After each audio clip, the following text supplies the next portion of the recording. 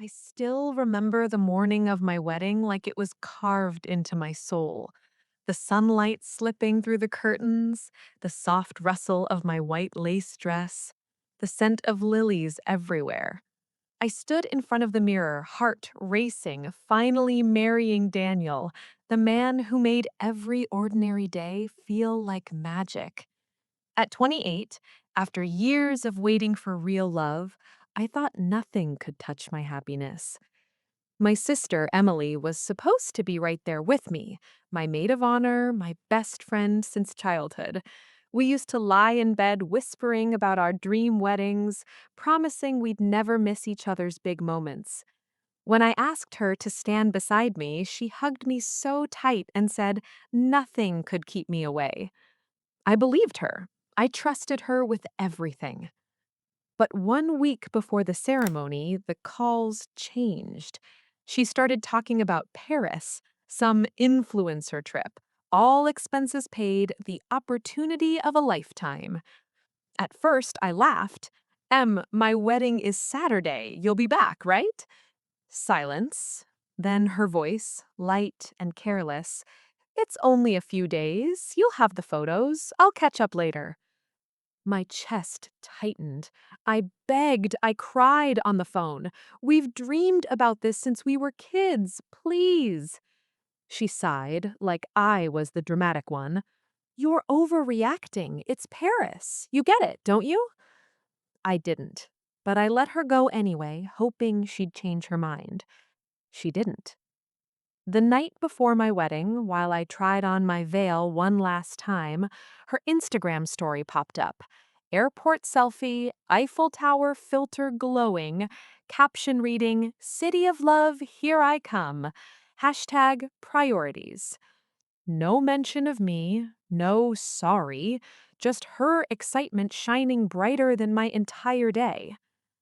I sat on the edge of the bed, tears ruining my makeup, wondering how my own sister could choose a city over me. Daniel found me like that. He didn't say much, just held me and whispered, I'm here. We'll get through tomorrow. But inside, something cracked. The little girl who idolized her big sister felt abandoned in the worst way. The wedding went on. I walked down the aisle, smiling for the cameras, but every step felt heavier. People whispered, Where's Emily? I forced the words out. She had to travel. My parents' eyes were glassy. Daniel squeezed my hand so hard it hurt, in the best way. He knew the truth. He knew I was shattered. As we said our vows, I glanced at the empty spot where she should have stood, and in that moment, I promised myself this pain wouldn't define me. But what I didn't know, what no one knew, was that the real shock was still coming. The reception sparkled. String lights, champagne, laughter, but I felt like a ghost in my own happiness. Every time someone asked about Emily, the wound reopened. She had a prior commitment, I'd say, voice steady even as my heart broke then. She returned 10 days later, tanned and glowing, flooding her feed with croissants, river cruises, photos of her laughing in front of the Eiffel Tower. One story tag finally came my way. Missed my baby sis's wedding, but OMG, this view! Love you forever. I stared at it until my eyes burned. Love? This wasn't love. Friends sent screenshots of her bragging at parties.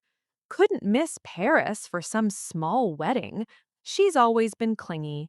Her guy seems nice, but kind of basic. Basic. That's what she called Daniel, the man who held me together when she tore me apart. I confronted her, text after text. How could you do this? Her reply was ice. You're married now. Let it go. Stop making everything about you. That message lit something inside me. The heartbreak turned sharp. I wasn't going to chase her anymore. I wasn't going to beg for the sister who threw me away. Daniel watched me quietly those weeks. One quiet evening on the couch, he took my hands. "There's something I never told you about my work," he said softly. His startup had just closed a massive deal. The numbers on his phone screen made my head spin. Millions. Real wealth. The kind most people only dream about. He'd kept it hidden because he wanted me to love him for his heart, not his bank account. I laughed through fresh tears. "And Emily has no clue?" A small smile crossed his face. "None." We didn't plan anything dramatic. No public callouts, no revenge posts. Just living. Really living. I started sharing glimpses of our life. Subtle at first. Honeymoon in the Maldives, private dinners under the stars, a new home with quiet luxury. No captions shading her, just joy she wasn't invited to. Emily noticed. Her messages grew longer. "You seem different. Everything okay?" I didn't rush to answer. For the first time, the silence was mine to control. 6 months later, my parents' anniversary dinner. Emily arrived expecting the usual attention, laughter, the center of everything. Instead, she walked into a home that felt transformed. Fresh flowers, new art, a warmth that money quietly bought. She looked around, confused. "What's all this?" Mom smiled proudly. "Daniel surprised us. He's been so generous."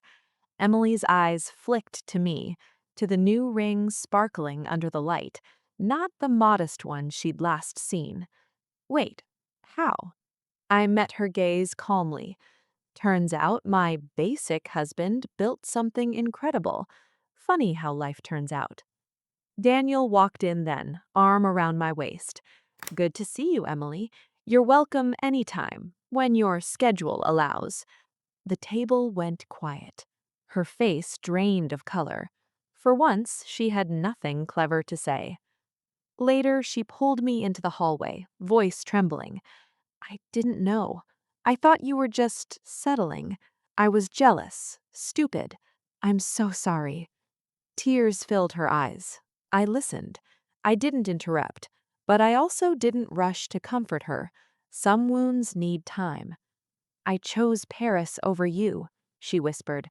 "I hated who I was that day." I took a slow breath. I hated it too, but I didn't let it destroy me. I built something better instead. We don't talk every day now. The closeness we once had is scarred.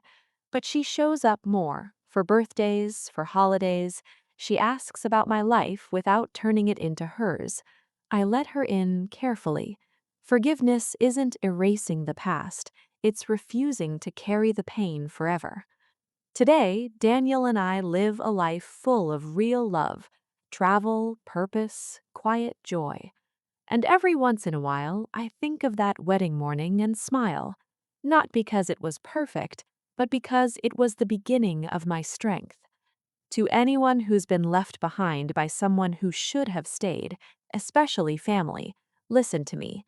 Your value isn't measured by who shows up. It's measured by how brightly you rise when they don't. My sister chose Paris. I chose myself. And in the end, the biggest shock wasn't the money. It was discovering I never needed her permission to shine. If this story touched you, hit that like button, subscribe for more real stories of heartbreak and healing.